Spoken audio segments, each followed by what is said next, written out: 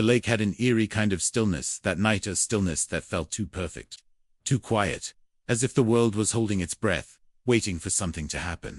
My cabin sat nestled among towering pines, the soft glow of lantern light spilling onto the porch. It was my sanctuary, my escape from the madness of city life. Here, surrounded by nature, I was free. Or at least, I thought I was. I remember leaning back in my old wooden chair, coffee cup in hand, watching the moon's reflection ripple on the water. There was no sound but the whisper of the wind and the occasional hoot of an owl somewhere deep in the forest. Everything felt right, everything felt peaceful. Until it didn't. That's when I heard a low, grinding crunch of tires on gravel. At first I thought maybe it was a lost hiker or a fisherman coming in late, but the sound didn't pass by. It stopped, right at the edge of my driveway. My chest tightened, instinct screaming that something was wrong. I set my cup down, slowly rising to my feet, every muscle on edge. Through the dim light of the porch, I could make out the silhouette of a car, headlights off, engine ticking as it cooled. And then, a door slammed. Hard dot, she emerged from the shadows like a villain, stepping onto a stage. Karen, the self-proclaimed ruler of the HOA, the woman who had spent months making my life hell, doing everything in her power to force me off my own land. She was dressed like she was on a mission, of war, clipboard in hand, phone glowing ominously in the dark. The way she walked toward my cabin made my blood boil. It wasn't just arrogance, it was the look of someone convinced they owned you. Someone who thought rules bent around their will. I didn't say a word as she stopped at the end of my porch. Her lips curled into that smug grin I'd come to hate. "This ends tonight," she said, her voice sharp enough to cut through the night air. I stayed silent, my eyes locked on hers, every ounce of me refusing to give her the satisfaction of fear.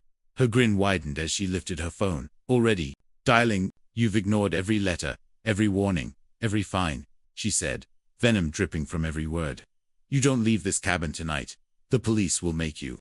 That was the line she shouldn't have crossed. My fists clenched at my sides, hard pounding like a war drum. I stepped closer, my voice low and unshaken. "Karen, this is my land, my cabin, my rules, and I'm not going anywhere." For a split second, her smirk faltered, but only for a second. She raised the phone higher, voice turning into a scream as she barked into the receiver. "Yes, 911. I need officers immediately. There's a trespasser refusing to leave my community." My jaw tightened. I knew this was just the beginning. The calm night was gone. The storm had arrived. And this time, I wasn't backing down. The phone call ended with a snap. Karen's face twisted in satisfaction, as though she had just signed my eviction papers.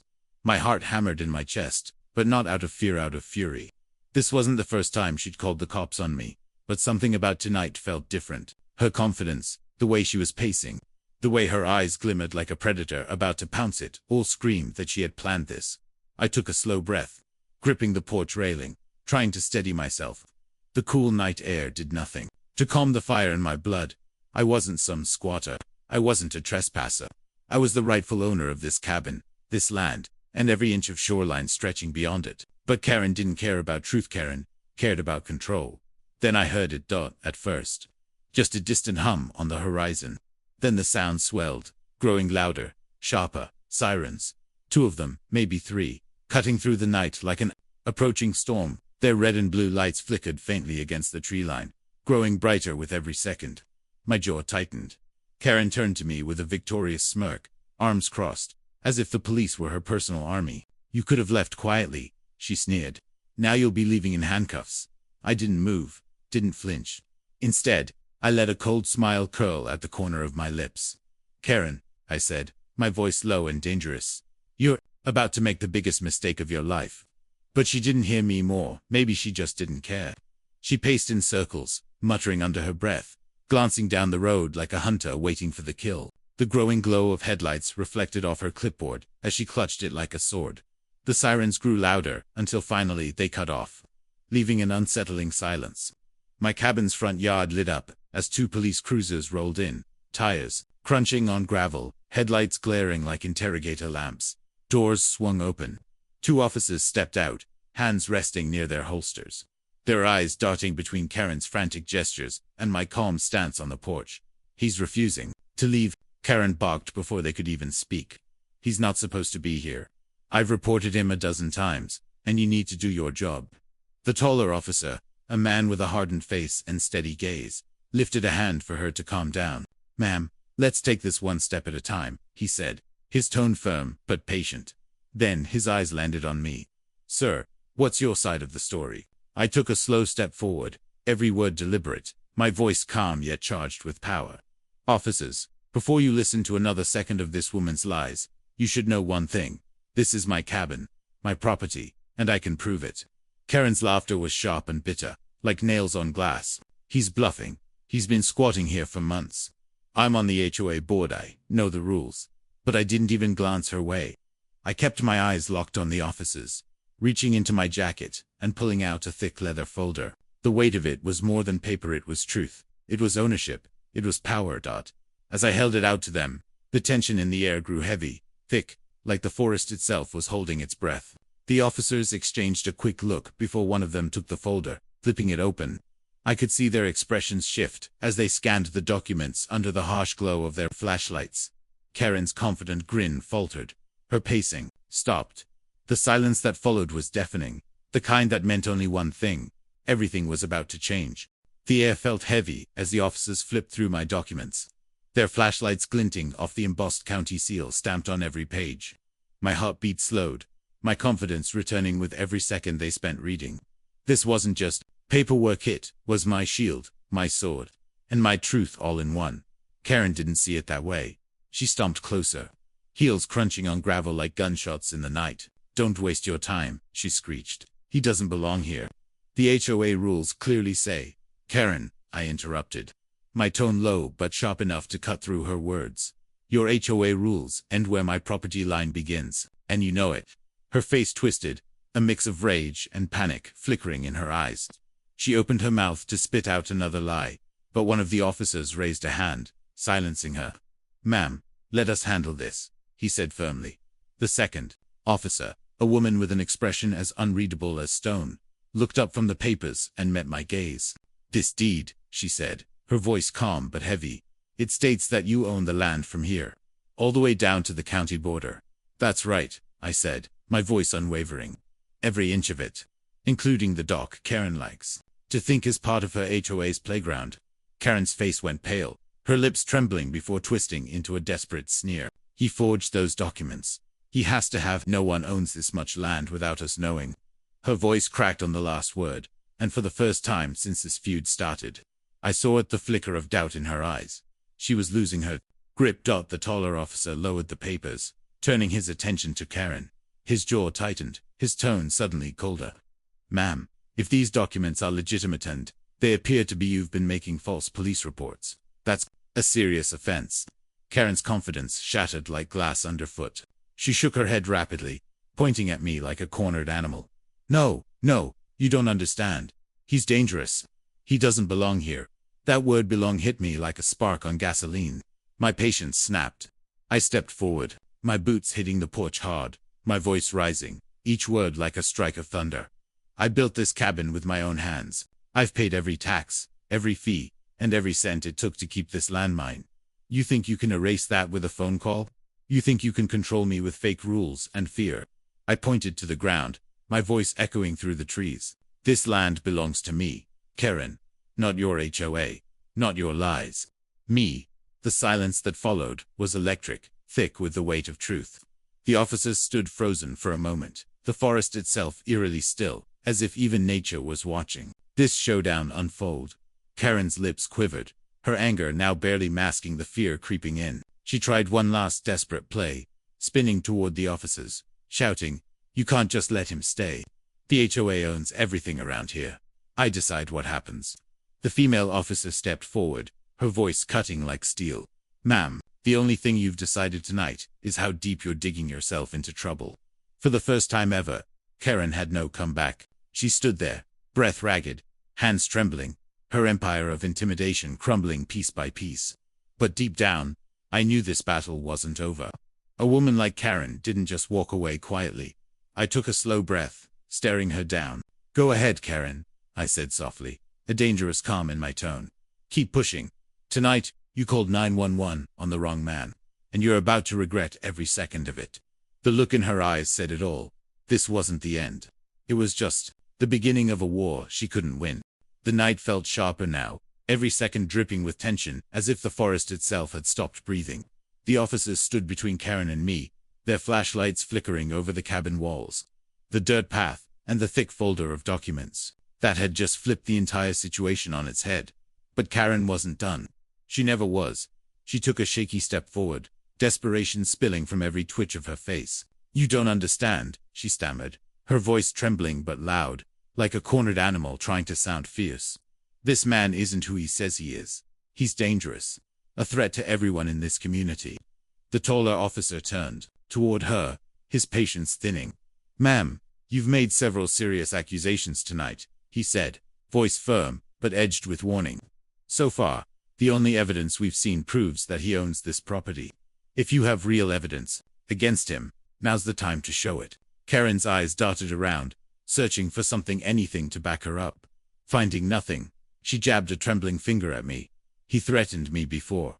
He's hostile, unstable. He scares people. That's why I called you." I took a slow step down from the porch, my boots crunching in the gravel. My voice was low, deliberate, slicing through her lies like a blade. "No, Karen. What scares you is losing control. You've spent months trying to bully me off my land, because you can't stand the fact that someone told you no.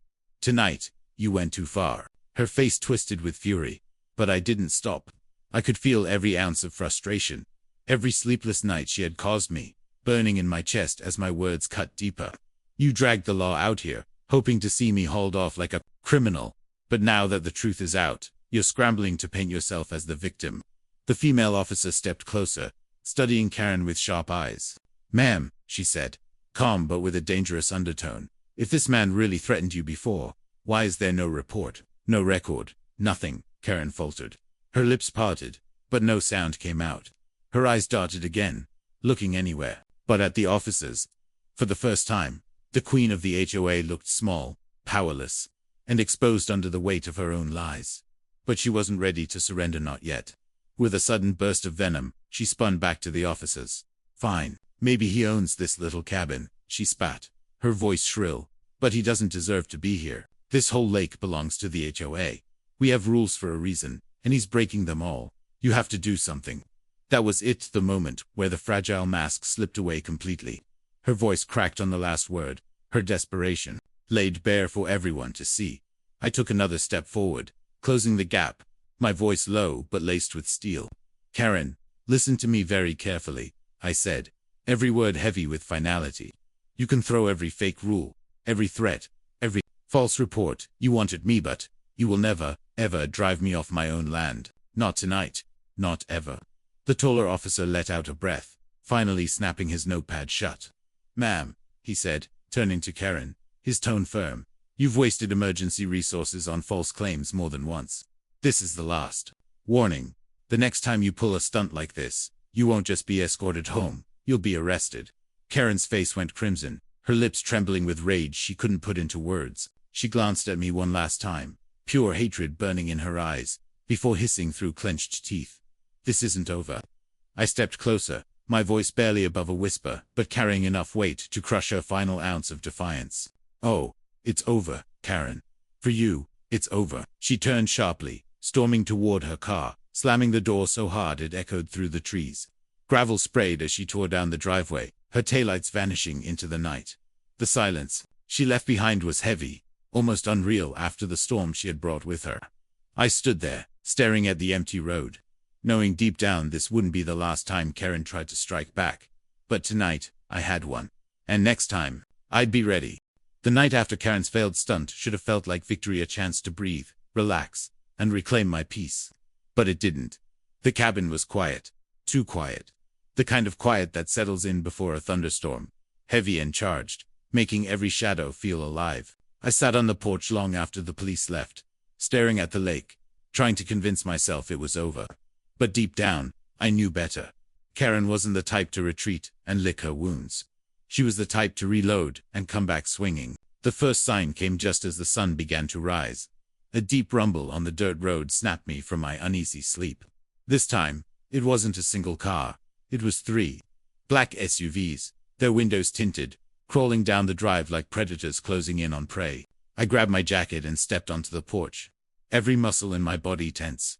The first SUV stopped just short of the cabin, and when the door swung open, Karen emerged not wild and desperate, like the night before, but calm, collected, and terrifyingly smug. She wasn't alone. 4 men followed her out, all dressed in suits, all carrying clipboards, cameras, and one with a stack of legal folders so thick it looked like it could crush a tree. I didn't need an introduction. The HOA board had arrived. Karen's heels clicked against the gravel as she walked toward me. Her smile, the kind a wolf gives before it tears out your throat. "Morning," she said sweetly, as if last night had never happened. "We're here to finish what you started." I didn't move from the porch. "Mean what you started," I said, my voice low, dangerous. "And what you failed to finish." She tilted her head, feigning innocence. "Oh, I wouldn't say failed. Last night was just round 1. Today, I brought the law on my side." She gestured to the men behind her. "Property violations, environmental hazards, safety code breaches. You name it, you've got it. And when we're done, you won't just lose this cabin, you'll wish you had left when I told you to." I let out a cold laugh, but inside, my blood boiled. This wasn't just harassment anymore. This was war. One of the suited men stepped forward, pulling out a camera and snapping photos of my porch, my dock, even the tree line, as though they were building a case against me. Another opened his folder, reading out loud some bogus violations, each one more absurd than the last. Karen stood there, arms folded, soaking in every second of it, her eyes burning with vindictive triumph. But I wasn't about to let them win, not now, not ever. I walked down the steps, my boots thudding against the wood, closing the distance until I was face to face with Karen. My voice was quiet but laced with steel. "You've made a mistake coming here, Karen, a big one. Last night you sent the cops. Today, you send your army. What's next? You burn the cabin down. Because that's the only way you're getting me out of here." Her smile faltered for just a second before she leaned in, whispering so only I could hear. "One way or another, you're gone. And when you are, no one will remember you were ever here." I stared into her eyes, seeing the truth behind the threat. This wasn't about rules or community anymore. This was personal. This was obsession. And now, it had gone too far. I took a step back, my voice low, but carrying the weight of a promise I intended to keep. "You want a war, Karen. You've got one." The board members exchanged uneasy glances, sensing the tension about to ignite. The lake was silent, the air thick, as the next battle in this twisted war began to take shape. And I knew one thing, for certain: Karen had just started a fight she couldn't win, but one that would push us both to the edge. The next morning felt like walking into a war zone. The SUVs were gone, but their tracks in the dirt road remained, deep and fresh, a reminder that Karen wasn't finished. She'd just gone to regroup, to plan her next attack.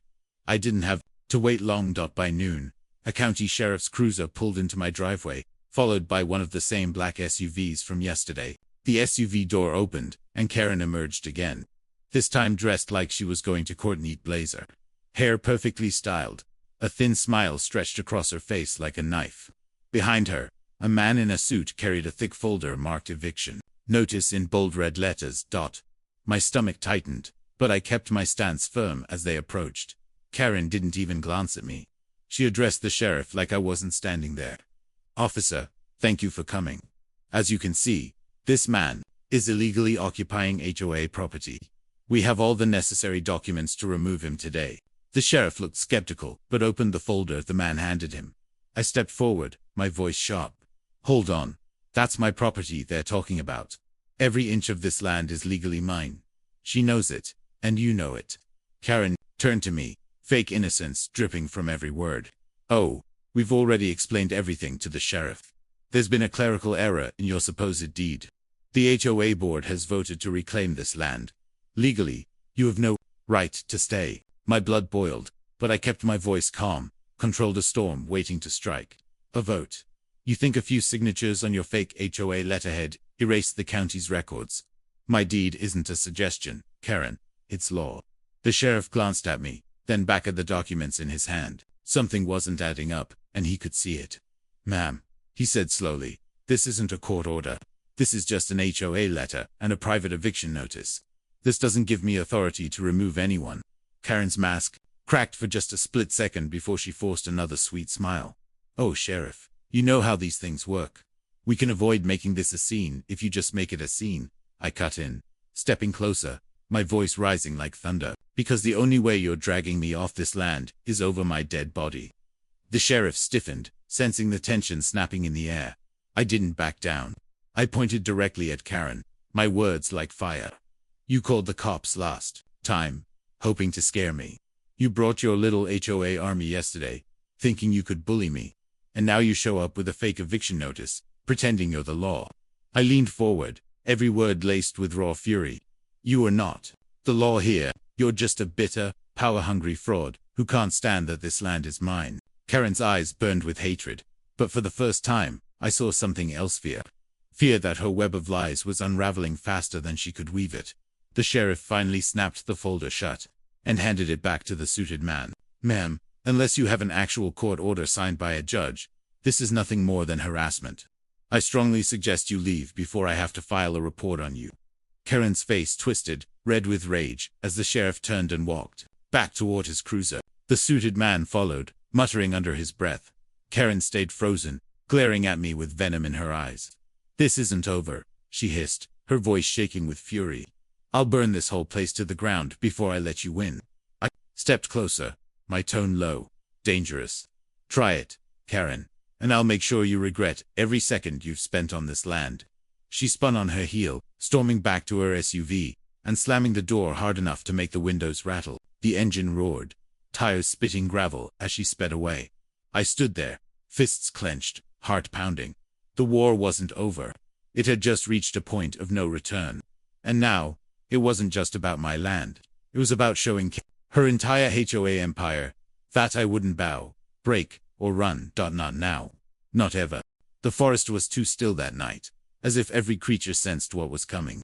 The lake lay black and silent under a moonless sky, and the air carried that eerie weight that makes your instincts scream even before danger shows itself. I was sitting inside, the fire crackling low, when the sound came: a faint crunch of gravel outside, slow and deliberate, like footsteps trying not to be heard. My pulse spiked. Karen had promised this wasn't over. I had no doubt she meant it. I killed the lantern light, plunging the cabin into darkness. Every sense sharpened as I moved to the window, staying low. At first, I saw nothing, just shadows and trees. Then, out of the corner of my eye, glow near the edge of my driveway. I slipped the safety off my flashlight and eased the door open, stepping out silently. The night air was cold, biting, but my blood felt hotter than fire. That's when I saw them. Two figures crouched near my propane tank, one holding what looked like a canister, the other fumbling with a lighter. My stomach dropped. They weren't here to scare me this time. They were here to end this. My voice tore through the night like a shotgun blast. Both figures froze, then turned. The first one bolted instantly, vanishing into the tree line. The second stumbled, the lighter clattering to the ground. And for a split second, the moonlight caught her face. Karen, my boots pounded the ground. As I closed the distance, my fury, a storm that could have leveled the cabin itself. What the hell do you think you're doing? I roared, grabbing her arm before she could run. She twisted, screaming, let me go, but I held firm, spinning her to face me. Her mask was gone, now no smug smile, no fake authority, just wild, unhinged desperation. You came to burn me out, I snarled, my voice low, shaking with rage. You really thought you'd win by destroying everything I have? Her eyes were wide, wild, but there was no remorse, only hatred. You don't belong here, she spat, venom dripping from every word. You never did. This is OUR community, OUR lake, and I'll do whatever it takes to make you leave. I leaned in close, my grip like iron, my voice a growl in the cold night air. Not tonight. Not ever. You want me gone, Karen. You're going to have to face me head on, because I'm not running, and you're done hiding behind your board, your fake rules, and your lies. Before anything else could happen, a shout came from the woods. Flashlights bobbed in the darkness. Neighbors, or maybe the police Karen had failed to summon this time. She yanked free from my grasp, stumbling backward, her face pale as the realization hit her. She'd been caught red-handed. This isn't over, she hissed, voice trembling, not with power this time, but fear. It'll never be over. She turned and ran, disappearing into the trees before anyone else reached us. But the damage was done. The propane tank had scorch marks where she'd tried to start a fire. My heart hammered, Not from fear, but from the cold, hard truth. Karen wasn't just trying to ruin my life anymore. She was trying to destroy it. Completely. I stood there under the black sky, fists clenched, the smell of gasoline lingering in the air, and swore silently to myself. This was no longer a fight about land. This was survival, and I wasn't planning to lose. The next morning, sunlight streamed over the lake, but it didn't bring peace. My cabin still reeked of gasoline, a chilling reminder of how close Kieran had come to burning me out. The rage simmering in my chest had hardened into something sharper, colder promise. This war was going to end, and I was going to make sure Karen's empire of lies collapsed in front of everyone. For days, I'd been gathering scraps of evidence. The fake HOA letters, recordings of Karen's threats, witness statements from neighbors who had seen her trespassing on my land. But now, after last night's arson attempt, I needed more than evidence. I needed undeniable proof that would destroy every last bit of power she clung to.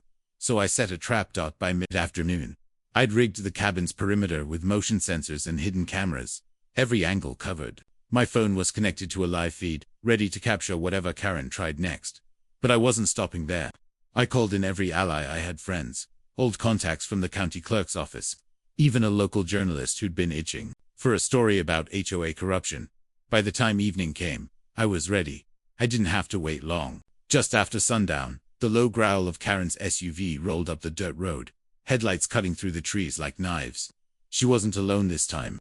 3 of her so-called board members climbed out with her, each one carrying a clipboard or camera, the same tactic as before. But tonight, there was something different in their stance, a kind of nervous energy, as if they knew the line they were about to cross. I stayed on the porch, leaning casually on the railing, phone in hand, every muscle coiled like a spring. Karen strode forward, wearing that same self-satisfied smirk she always did when she thought she had me cornered. "Evening," she said, her voice dripping with mock sweetness. "We've reviewed everything and decided this property is a hazard to the community. Tonight, we're documenting our final case for forced removal." I let her words hang in the air for a second, then slowly raised my phone, its screen glowing, red rec light blinking. "Perfect," I said, my voice calm, cold.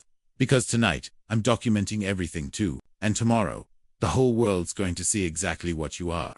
Karen froze for just a moment before scoffing, waving a hand dismissively. "You think anyone's going to believe you over me? This is my community, my rules." "That's where you're wrong," I said, stepping off the porch, closing the gap until I was just a foot away from her. "This isn't your community. It's a free country, and every threat, every fake eviction, every time you've trespassed and tried to destroy my home, it's all on record now." I tilted the phone so the live feed was visible, showing the red dot streaming straight to the journalist watching from his office miles away. "You're not just losing this fight, Karen. You're losing everything." Her face twisted, hatred flashing in her eyes. But I saw something else creeping in this time: fear. Real fear. She glanced at the board members, who were shifting uncomfortably, realizing they were on camera and could be dragged down with her. Karen opened her mouth to fire back. But that's when the sound of approaching sirens shattered the tense night air. Blue and red lights flashed through the trees, getting closer fast. Karen spun to me, panic flickering behind her anger.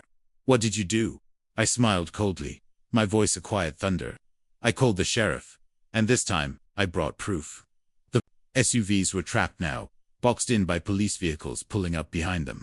Officers stepped out, not confused this time, not hesitant. They had warrants in hand, ready to do their job.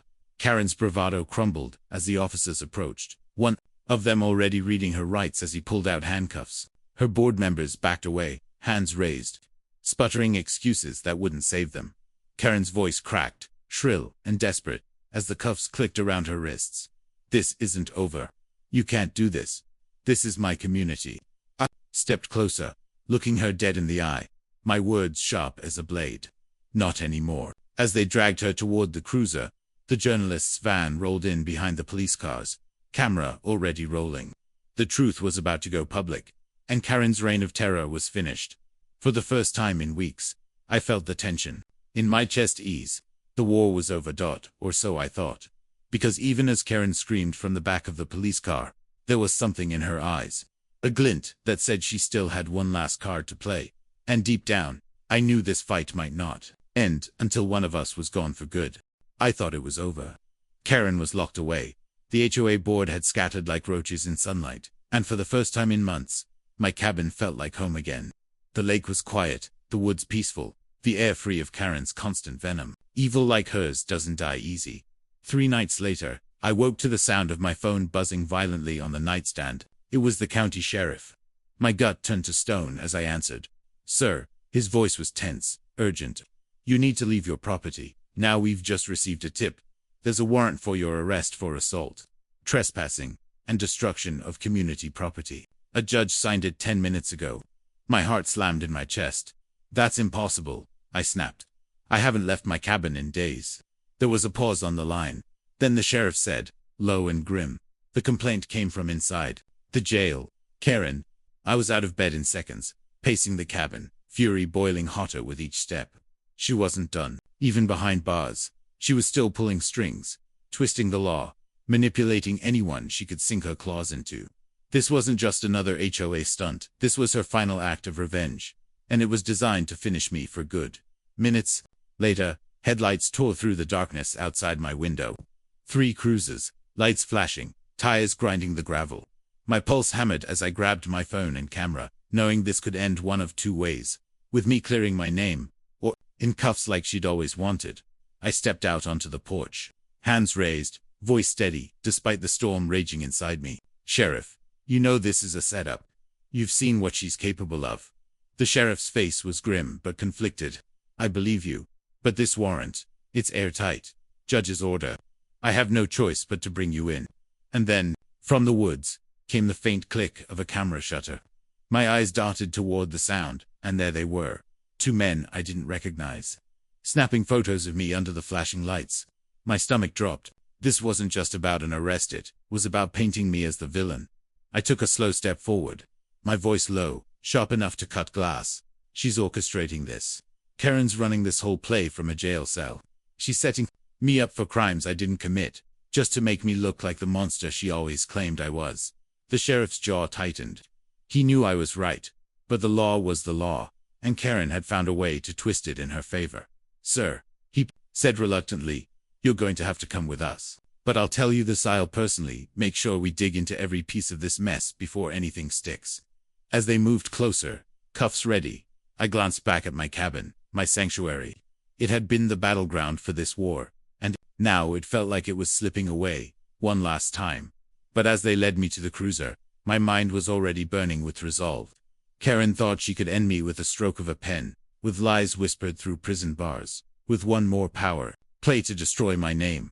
She didn't realize she'd just started the final battle, because this time, I wasn't just defending my cabin. I was going to tear down every last thread of her web of corruption. I'd burn her empire to ash, not with fire, but with truth so undeniable. No judge, no sheriff. No one could ignore it. As the cruiser door shut and the night swallowed me, in flashing red and blue, I swore silently to myself. This wasn't the end. This was the beginning of Karen's ultimate downfall. 2 weeks, that's how long I spent under a cloud of lies Karen spun from her jail cell.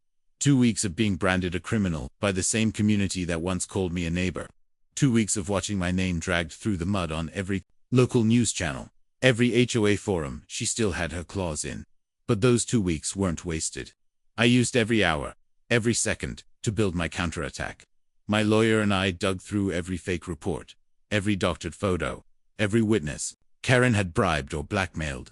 And what we found wasn't just a defense, it was a weapon. The kind that could destroy not just her case against me, but the entire corrupt empire she'd ruled for years. The day of the trial arrived like the calm before a storm. The courthouse was packed, residents, reporters, even former HOA board members who'd turned on her after seeing her true colors. Cameras flashed as I walked in, every step heavy with the weight of the battle ahead, and then Karen entered.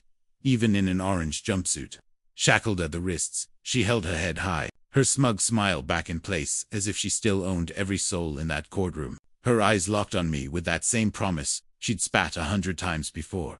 I will ruin you. The judge called the case to order, and the fight began. Karen's attorney was ruthless, spewing lies with polished confidence. I was a violent squatter, a danger to the community, a man who had threatened and assaulted HOA members multiple times. They even produced new evidence, a blurry video of someone torching HOA property. claiming it was me. For the first hour, they had the upper hand. Whispers rippled through the courtroom. The narrative was turning. I could almost see Karen, savoring the taste of victory, like poison sweet on her tongue. Then it was my turn. My lawyer rose slowly, calm but carrying the kind of presence that demands silence. "Your Honor," he said, "the truth isn't always loud, but today, it will roar." And roar it did. We dropped bombshell after bombshell. Audio recordings of Karen threatening me. Timestamps proving I wasn't even in town during her incidents. Documents showing she'd forged signatures on HOA notices. Then came the video footage, my hidden cameras catching Karen herself. Late at night, trying to burn down my cabin. The courtroom gasped. The judge's eyes went wide. Karen's smug smile cracked, just for a heartbeat. But it wasn't over yet. One by one, neighbors took the stand. People who had stayed silent out of fear finally spoke up, revealing years of Karen's extortion, illegal fines, and harassment campaigns. The picture painted wasn't of a righteous HOA president, but of a tyrant who had ruled through intimidation and lies. Finally, the sheriff stepped up, recounting the night he was forced to arrest me, on Karen's fabricated charges. He turned to the judge, his voice heavy. "Ma'am, I've worn this badge a long time, and I've seen bad people do bad things. But what Mrs. Davis has done here, this is beyond bad. This is evil." The room was silent. Every eye on Karen. For the first time since this nightmare began, she had no words. Her lips trembled, her hands clenched, her empire crumbling in front of her as truth crushed every lie she had ever told. The judge's gavel slammed down like thunder. "Karen Davis, you are hereby convicted on multiple counts: fraud, harassment, perjury, attempted arson, and conspiracy to frame an innocent man. You are sentenced to 15 years in state prison, with no possibility of early release." The room erupted, some in shock, many in relief. Cameras flashed as officers escorted Karen out, screaming and clawing like a caged animal, finally realizing the bars were real this time. I stood there, every muscle shaken not with fear, but with the raw, overwhelming release of victory. After months of hell, after every battle, every sleepless night, every threat and ambush and lie, justice had finally roared louder than Karen ever could. Outside the courthouse, the lake breeze felt different, free. The crowd gathered around me, some clapping, others apologizing for ever doubting me. But I didn't need their words. I looked toward the horizon where my cabin stood. Miles away, the place Karen had tried to rip from me, destroy, burn to ash. It was still there, strong, mine. And as I breathed in that first real taste of freedom, one thought burned bright in my mind. No Karen, no HOA tyrant, no self-made dictator would ever steal my peace again. Because this wasn't just my victory. This was a warning to every power-hungry bully who thought they could crush someone just for standing their ground. Sometimes, the quiet man at the lake isn't just a target. Sometimes, he's the storm that ends your reign forever.